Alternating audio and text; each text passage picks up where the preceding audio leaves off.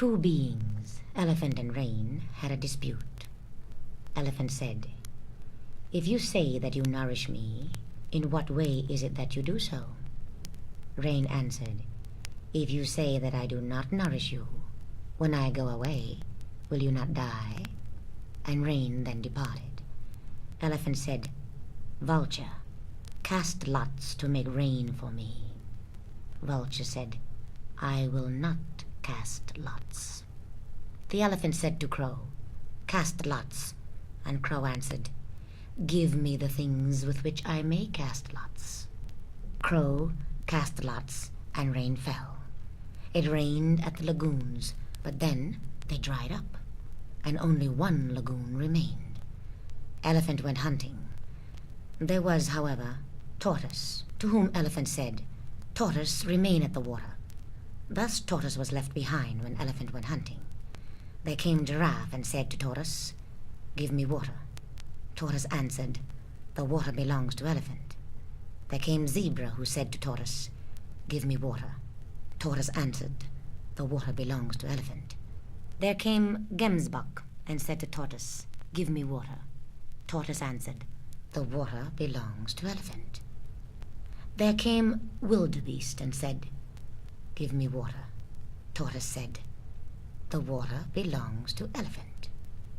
There came Roebuck and said to Tortoise, "Give me water." Tortoise answered, "The water belongs to Elephant." There came Springbok and said to Tortoise, "Give me water." Tortoise said, "The water belongs to Elephant." There came Jackal and said to Tortoise, "Give me water." Tortoise said, "The water belongs to Elephant." There came Lion and said, "Little Tortoise, give me water." When Little Tortoise was about to say something, Lion got hold of it and beat it. Lion drank of the water, and since then all the animals drink water. When Elephant came back from the hunting, he said, "Little Tortoise, where is the water?" Tortoise answered, "The animals have drunk the water." Elephant asked, "Little Tortoise, shall I chew you or swallow you down?" Little Tortoise said, "Swallow me, if you please."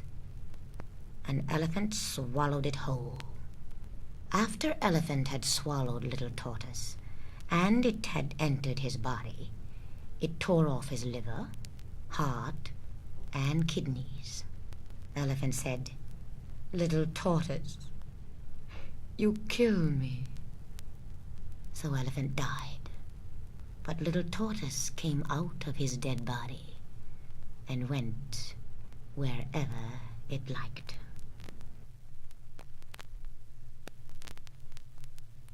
Many years ago, there was a Calabar hunter named Eartha who lived in the bush. He killed plenty of animals and made much money.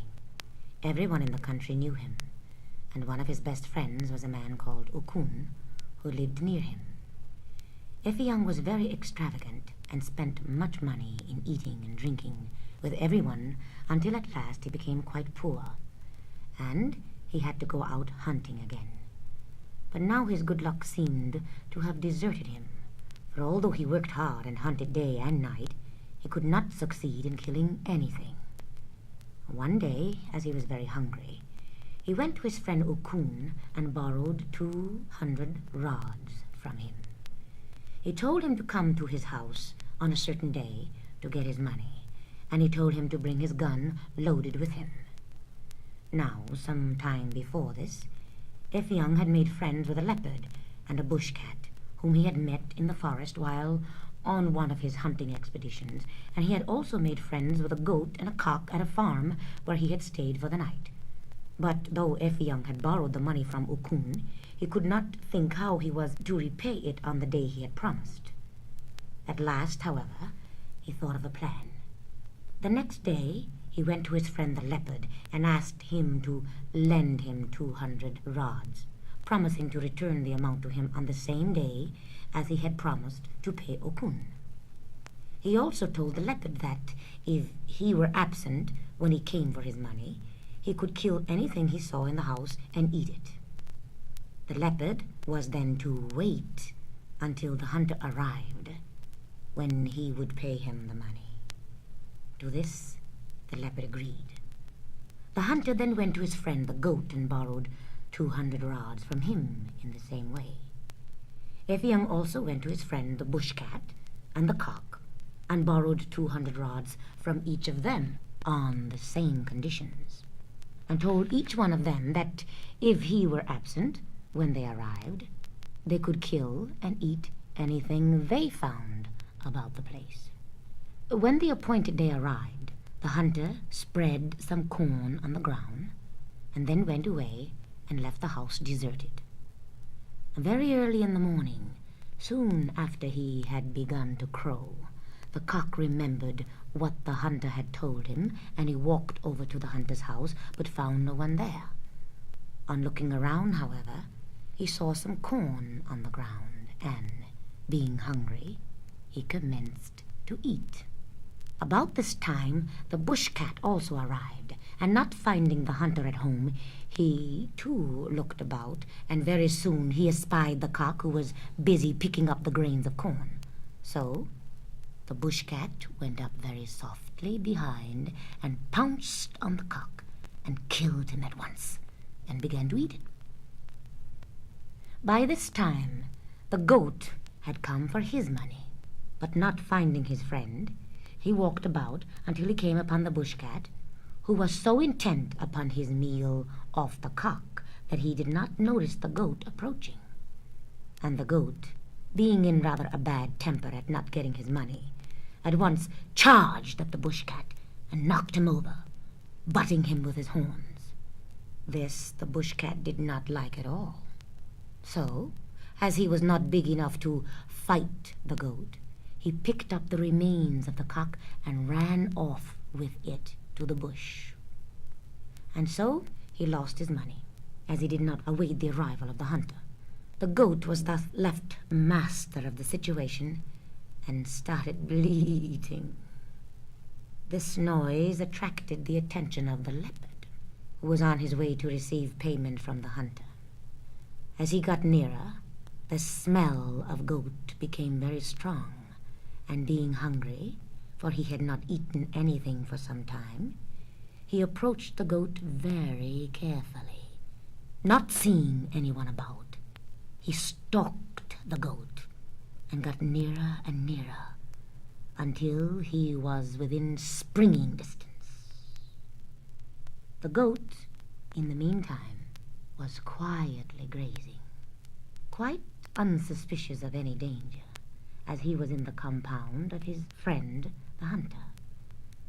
Now and then he would say, "Bah," but most of the time he was busy eating the young grass and picking up the leaves which had fallen from a tree of which he was very fond.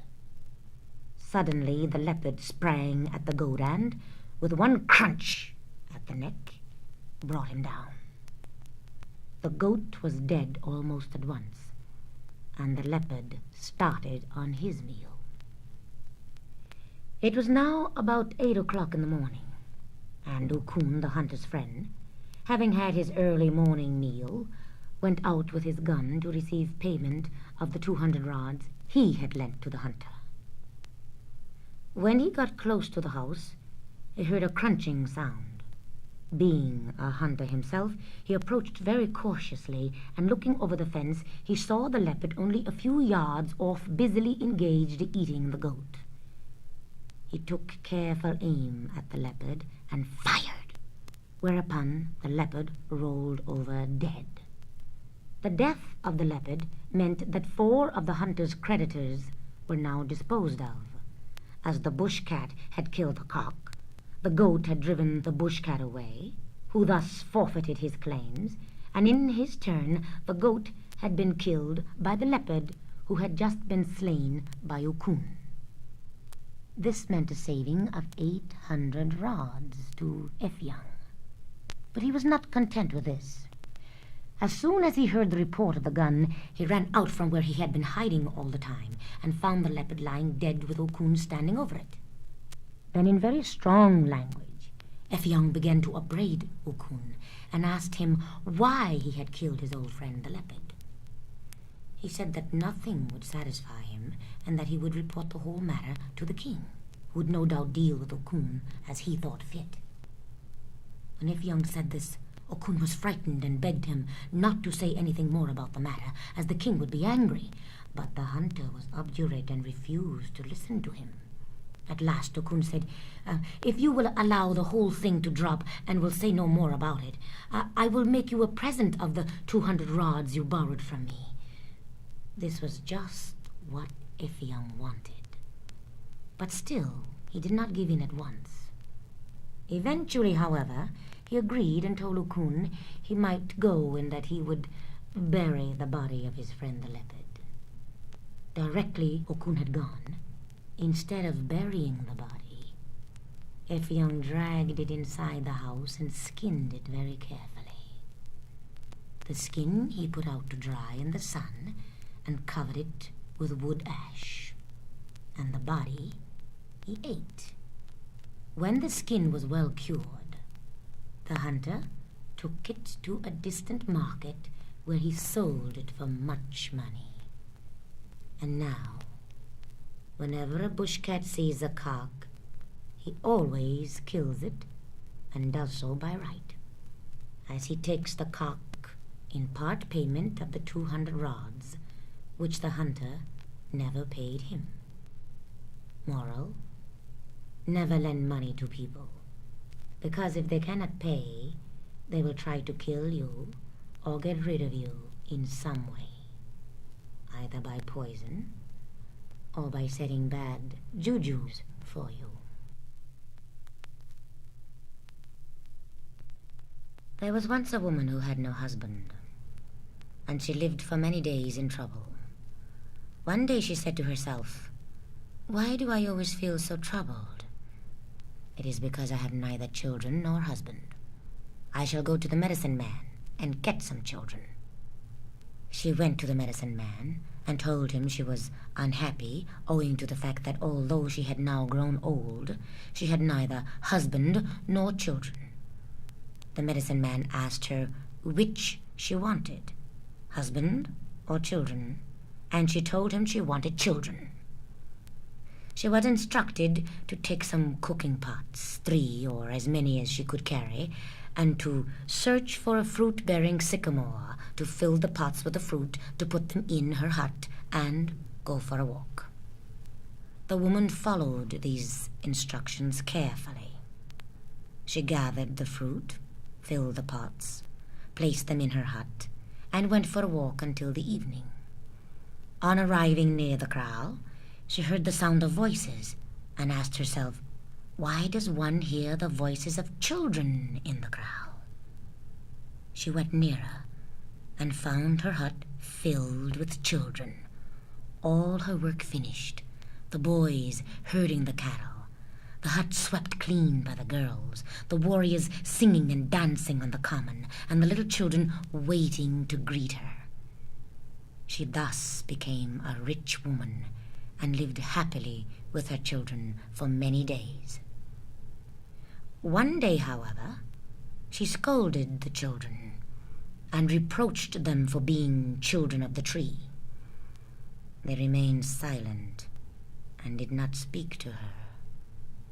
Then, while she went to visit her friends in the other kraals, the children returned to the sycamore tree and became fruit again.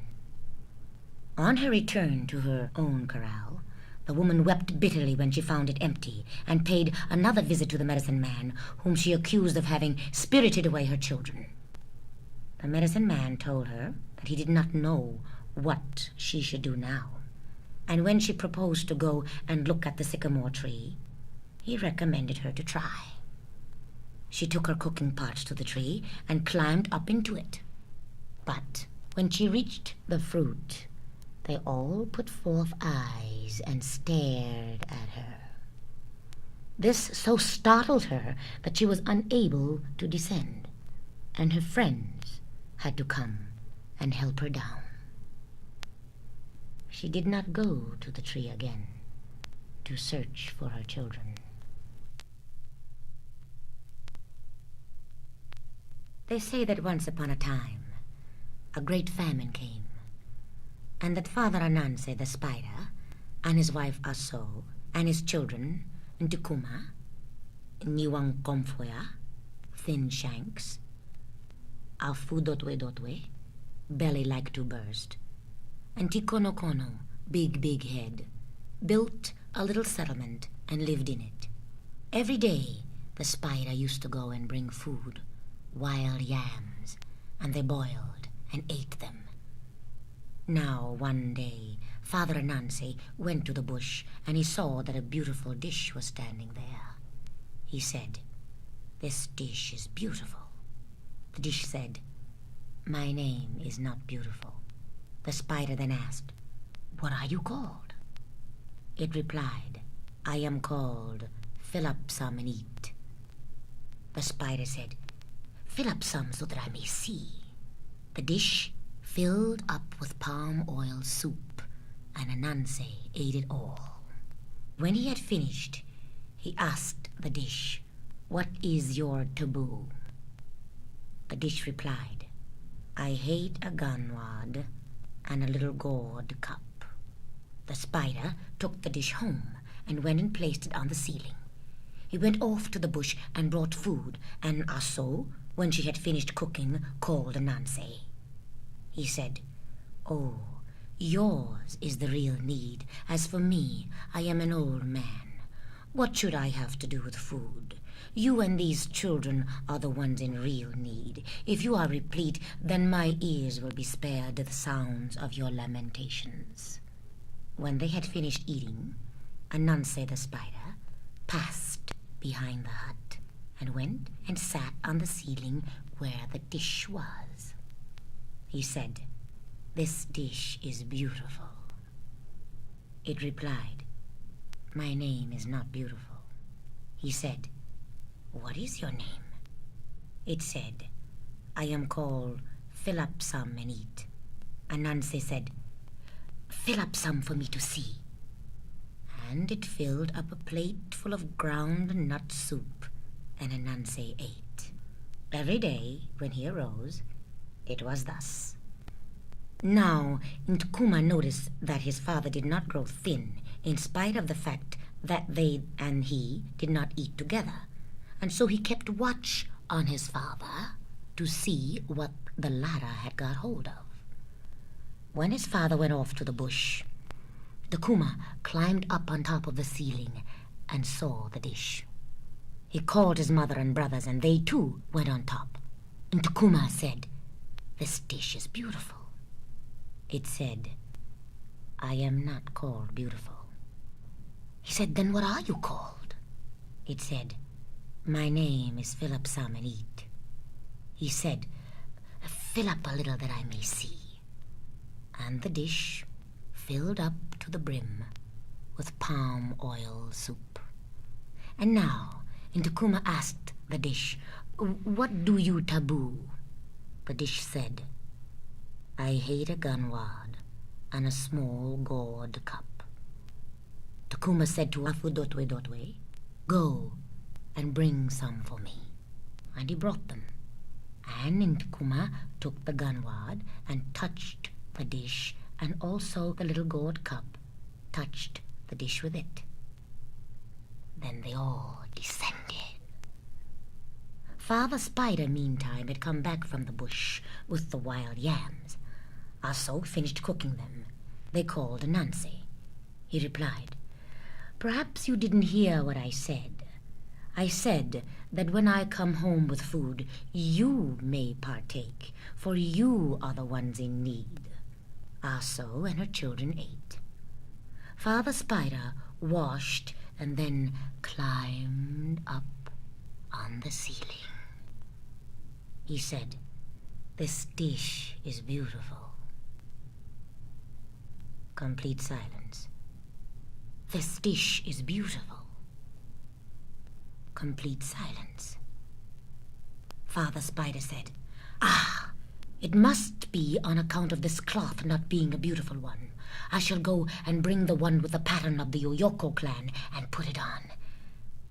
And he descended to go and fetched the Oyoko patterned cloth to wear. He put on his sandals and again climbed up on the ceiling. He said, "This dish is beautiful." Complete silence. "This dish is beautiful." Complete silence. He looked round the room and saw that a gun wad and a little gourd cup were there. Ananse said, "It's not one thing, it's not two things, it's Intikuma." Ananse smashed the dish and came down. He took off the Oyoko pattern cloth, laid it away, and went off to the bush. As he was going, he saw that a very beautiful thing called Mpere, the whip, was hanging there. He said, "Oh, wonderful. This thing is more beautiful than the last. This whip is beautiful." The whip said, "I am not called beautiful." The spider said, "Then what are you called?" It said, "I am called Abiri Diabrada," or swish and raise welts. And Ananse said, "Swish a little for me to see." And the whip fell upon him, beady, beady, beady, swish. Father Spider cried, "Pwah! Pwah!" A certain bird sitting nearby said to Ananse, "Say, Adwaberi, cool and easy now." And Ananse said, "Adwaberi, cool and easy now." And the whip stopped beating him. And Ananse brought this whip home, and he went and placed it on the ceiling. Aso finished cooking the food and said, "Ananse, come and eat." He replied, "Since you are still here on earth, perhaps you have not a hole in your ears and don't hear what I said. I shall not eat." Ananse climbed up above and went and sat down quietly. Soon he came down again and went and hid himself somewhere. Then Tikuma climbed up aloft. He said, "Oh, that father of mine has brought something home again." Tikuma called, "Mother, niwa komfuea, afu dotwe dotwe, come here. For the thing father has brought this time excels the last one by far." Then all of them climbed up on the ceiling. The Kuma said, "This thing is beautiful." It replied, "I am not called beautiful." He said, "What is your name?" It said, "I am called Swish and Raise Welts." He said, "Swish a little for me to see." And the whip descended upon them and flogged them severely. Ananse stood aside and shouted, "Ha! Lay it on him, lay it on him, especially on Nkuma, lay it on him." Now, when Ananse had watched and seen that they were properly flogged, he said, "Aduaberi, cool and easy now." Ananse came and took the whip and cut it into small pieces and scattered them about. That is what made the whip come into the tribe. So it comes about that when you tell your child something and he will not listen to you, you whip him.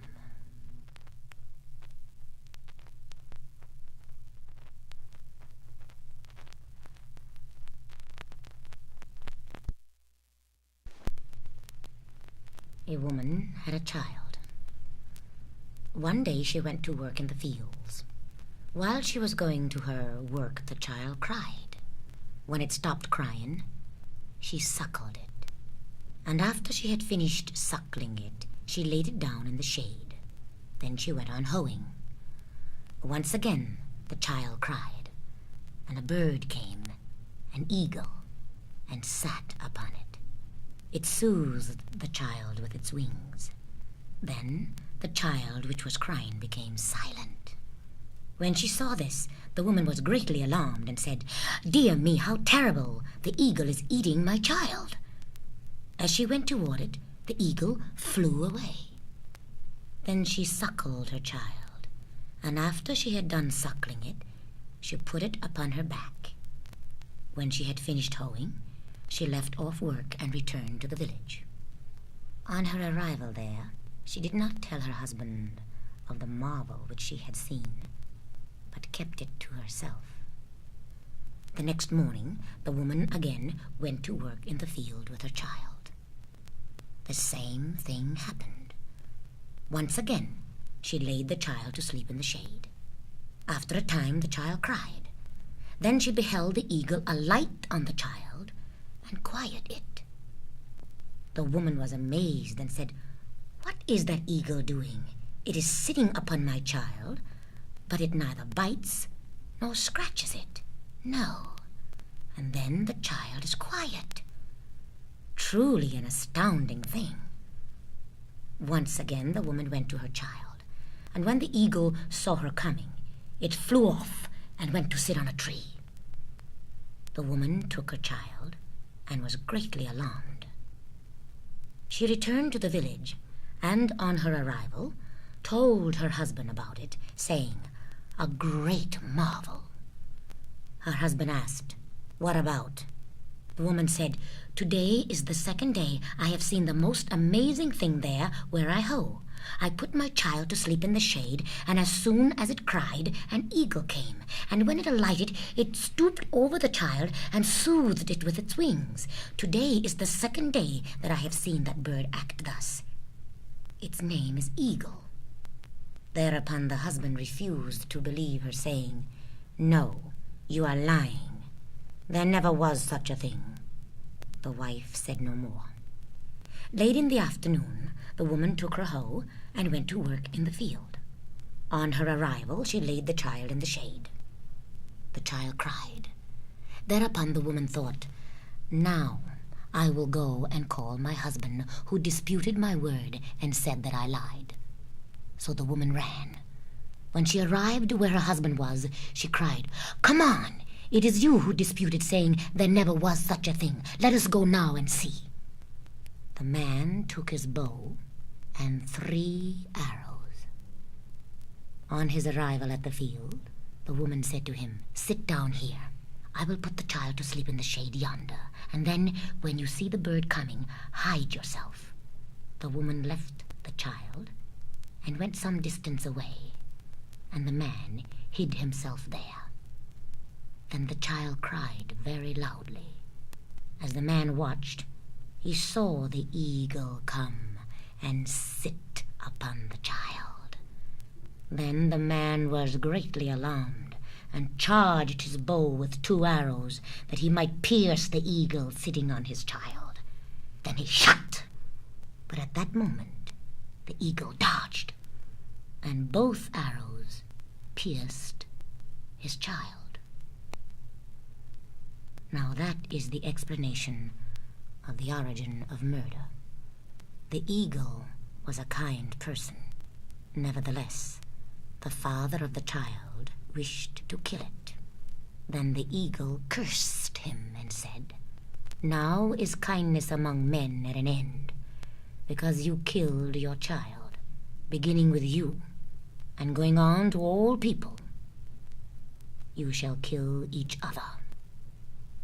To this day, people kill each other. There was once a man who had 3 sons, none of whom had a wife. One day the father went out to see if he could find a suitable girl for his eldest son, and he found a beautiful girl at a village nearby.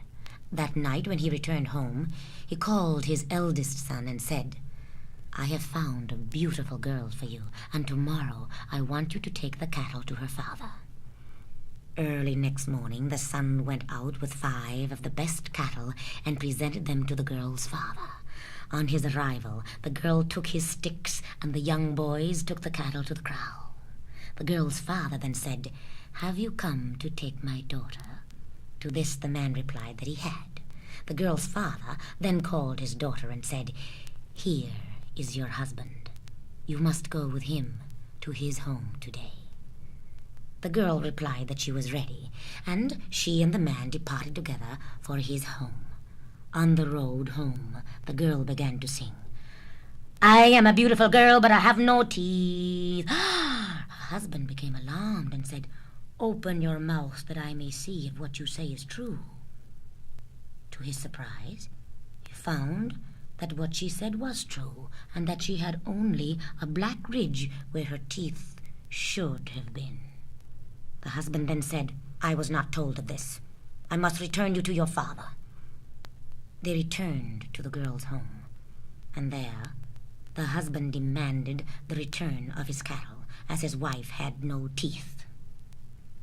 The cattle were returned, and the disappointed man went home. On his arrival, his father asked, "Where is the girl, my son?" The son replied, "I could not bring her home because she had no teeth." The second son, on hearing this, asked his father, "May I not go myself to see if the girl has no teeth, because I too want a wife?" The father agreed, and the next day the second son set off with 5 head of cattle.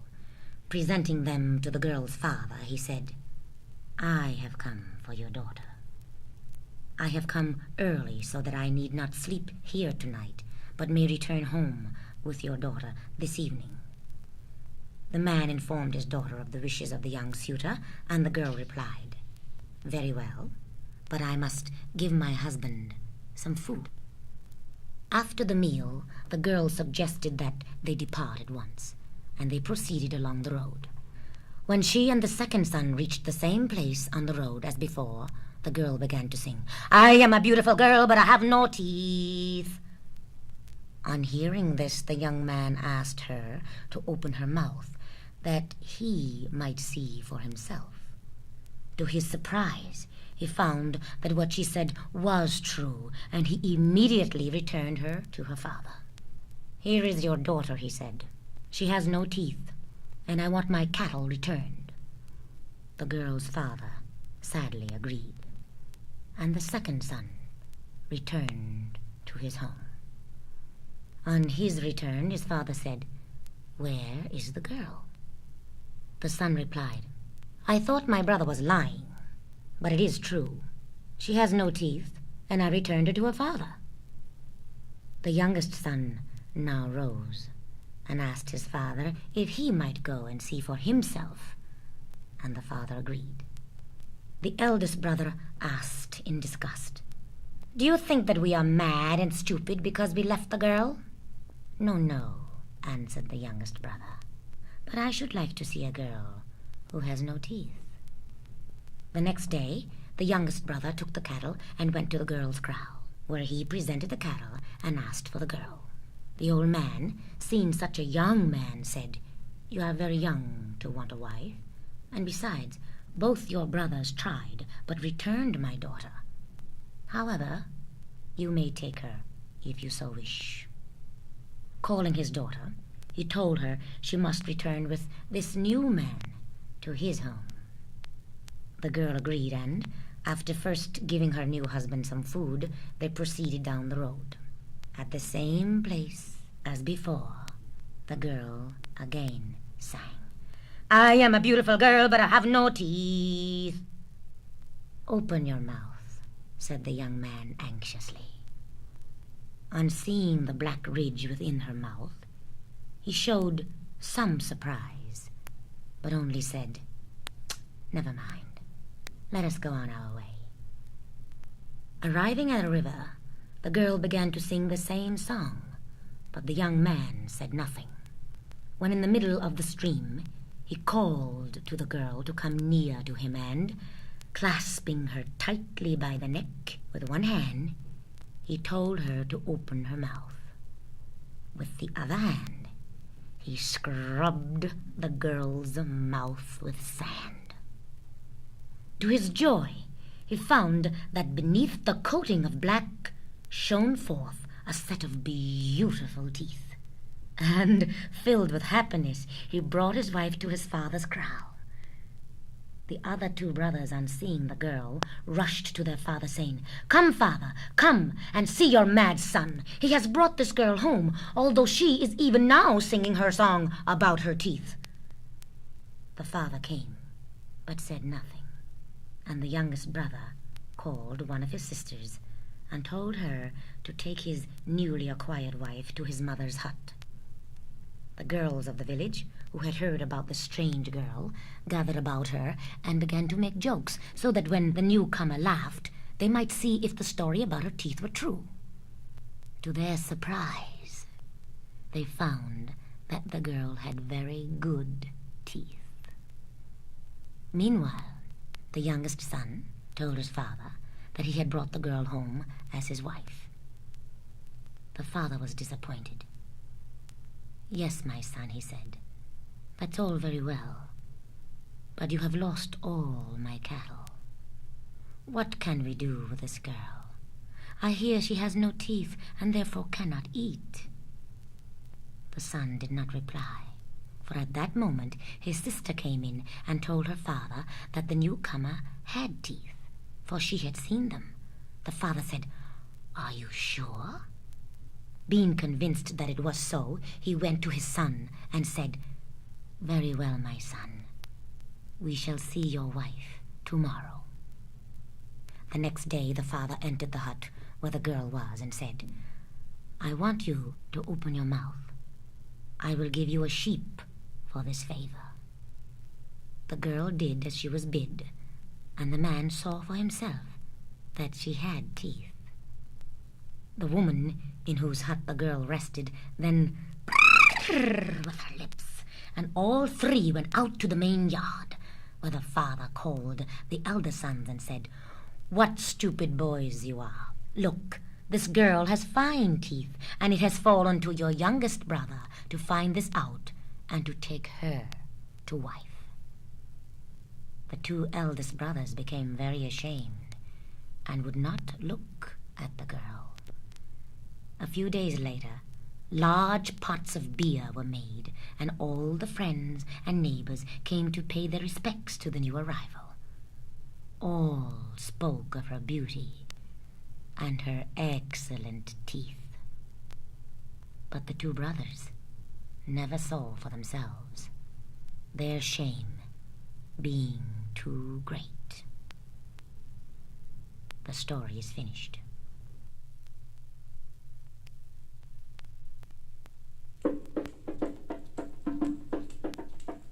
Let us tell you another story.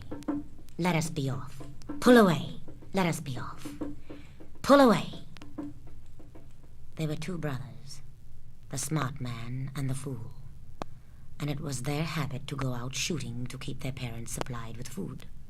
Thus, one day, they went together into the mangrove swamp, just as the tide was going down, to watch for the fish as they nibbled at the roots of the trees. Fool saw a fish, fired at it, and killed it. Smart man fired also, but at nothing, and then ran up to Fool and said, "Fool, have you killed anything?" "Yes, smart man. I am a fool, but I killed a fish." "Indeed, you are a fool," answered Smart man. "But when I fired, I hit the fish that went your way, so that the fish you think you killed is mine. Here, give it to me." The fool gave Smart man the fish. Then they went to their town, and Smart man, addressing his father, said, "Father, here is a fish that your son shot, but Fool got nothing." The mother prepared and cooked the fish, and the father and Smart man ate it, giving none to Fool. Then they went again, and Fool fired, and with his first shot killed a big fish. "Did you hear me fire?" said Smart man. "No," answered Fool. "No?" returned Smart man. "See, then, the fish I killed." "All right," said Fool. "Take the fish." When they reached home, they gave the fish to their mother, and, after she had cooked it, Smart man and his father ate, but gave none to Fool. As they were enjoying the fish, a bone stuck stuck in the father's throat. Then Smart Man called to Fool and bade him go for a doctor. "No," said Fool, "I cannot. I felt that something would happen." And he sang. "Every day you eat my fish, you call me fool, and would let me starve." "How can you sing," said Smart Man, "when you see that our father is suffering?" But Fool went on singing. "You eat and eat upon repletion, a bone sticks in your throat. And now your life is near completion, the bone is still within your throat. So you, smart brother, killed the fish and gave the fool to eat. Nay, but now he's dead. Perhaps you wish you'd given the fool to eat." While Fool was still singing, the father died. Then the neighbors came and joined the family circle and asked Fool how it was that he could go on singing now that his father was dead. And Fool answered them, saying, "Our father made us both, one a smart man, the other a fool. The fool killed the food, and they ate it, giving none to the fool. They must not blame him, therefore, if he sings while they suffer. He suffered hunger while they had plenty." And when the people had considered the matter, they gave judgment in favor of the fool, and departed. The father died, and so had been justly punished for not having given food to the fool. He who eats fish with much oil must suffer from indigestion. And now I have finished my story. Tomorrow may you chop palm kernels.